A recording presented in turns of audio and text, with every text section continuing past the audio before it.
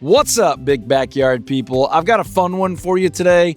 A lot of times we're talking about backyard fun, growing edible food, but when it comes to ornamental, the number one best, most cost-effective, biggest pop, easiest cut and come again, grows again every single year in North Texas flower that you should be growing on your big backyard property is the zinnia. Some say zinnia, and there are hundreds of different kinds. I'm gonna show you a bunch of different kinds. I'm gonna show you the ones that we put in by seed. But first I wanna tell you that everything you can see here, almost all of this are zinnias, okay? A little bit of blackberry and raspberry and some tomatoes over here, but everything right here in front of me is a zinnia, and I didn't plant a single one of these this year. Every one of these is coming up from seeds from last year's zinnia flowers. So this is our vegetable garden, but I do love to have zinnias here because they bring in the pollinators like crazy. So we get the bugs and the bees, but then make sure we have enough tomatoes, raspberries, blackberries, peppers, and all that other good stuff. So the zinnia is gonna grow about as tall as you let it. Oftentimes, if I just let these things really go, they're gonna get 3 feet tall or taller. You can keep them shorter by cutting them. And the more you cut them, the more you're gonna get. That's the best part about these things. So you can easily plant 4 or 5 or 6 of these things,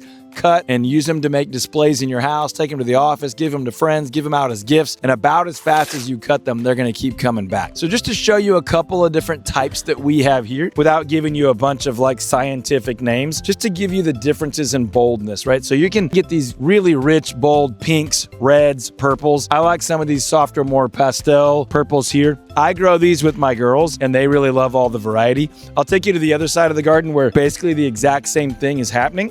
We'll come past some tomatoes. We'll come past our herbs.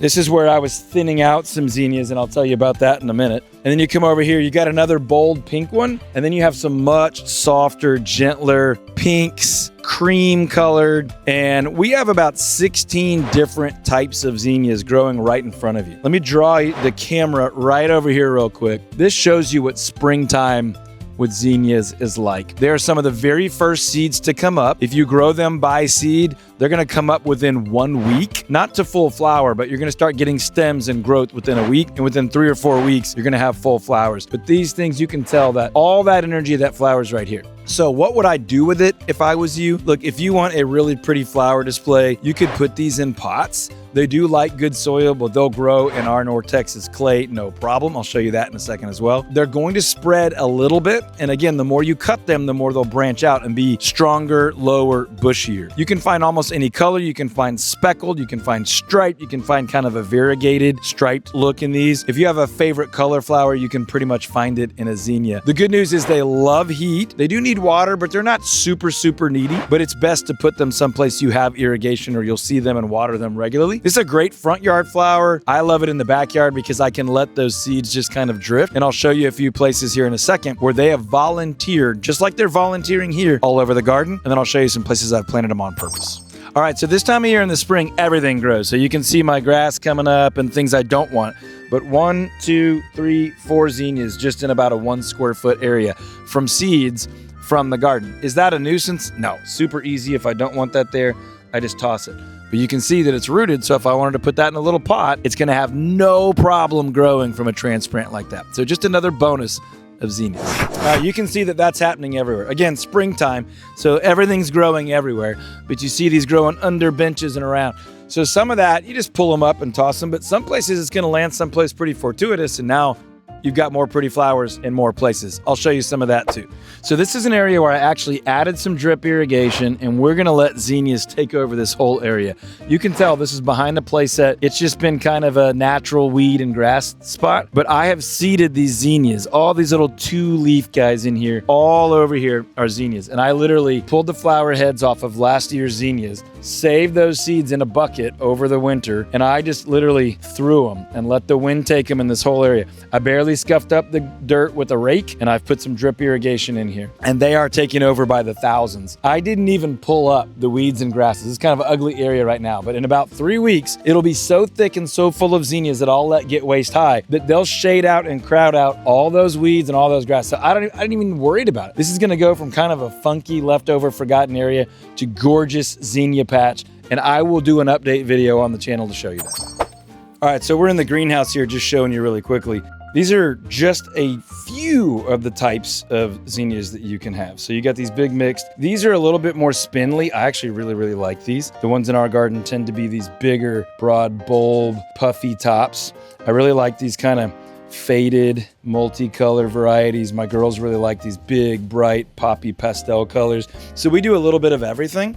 And you can see in here, these are some transplanted zinnias that I literally pulled out of cracks over in the pavers in the garden and just stuck right here in a pot. I'm letting those wick up from the bottom. We'll probably put them in a prettier pot and put them inside for a while. But so they'll kind of grow to the size container. Here, they're little tiny heads.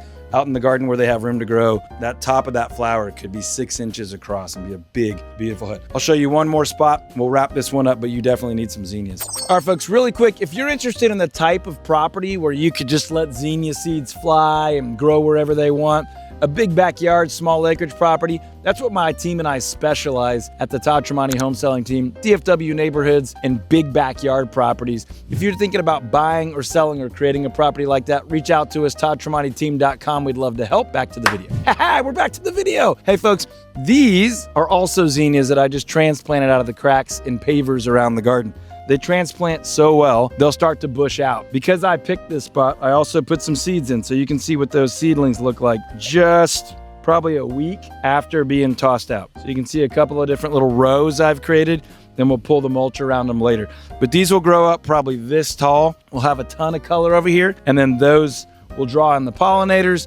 They'll help out our pomegranate, our strawberries, and all kinds of other things. So they're not only pretty in the garden, they're useful. You can cut, you can take them inside, put them in a display, you can share them with friends. They attract pollinators. They're easy. They seed for next year. I basically spend $1 at the dollar store on some seeds or $3 online for some fancy ones, and you'll have zinnias forever, working in your garden, working in your yard, looking good, creating a little bit of an edge, and also coming back year after year if you want it to. And if you don't, you just pull them up from the root. You don't let those seeds go, and you can have a lot of control. So they're not invasive at all. Tons of fun, very pretty if you're into that sort of thing. You can be really generous with them, and they keep on coming back. So they save you a bunch of time and money, and they work hard for you too. Again, if you're looking to create your dream backyard, buy one, sell one, that's what we do. Let us know. My information's below. If you love zinnias or you think there's a better DFW area backyard flower, let me know in the comments. I'll see you there and on the next video.